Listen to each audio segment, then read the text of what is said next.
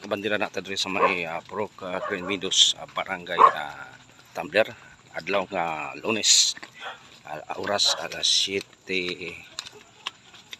alas 8:06 sa karong gabi. Karon nagpahigan og anti-illegal drug bypass operation ang mga personal sa City Police Drug Enforcement Unit Jensan ko si PD Jensan kini usa ka panimalay nga ang gituan nga diri nagabaligya ang kining usa ka drug suspect mga kabandera. Ito. Ninyo. Sir Ninyo, ikaw. Abinusa.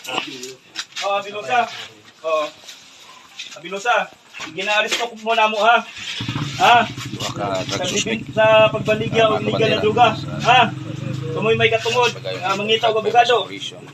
Wala mo kakayahan mong ngita ka abogado. Ang gugana mo atag ninyo ha. Sa ato ang nasabtan yung karapatan ninyo.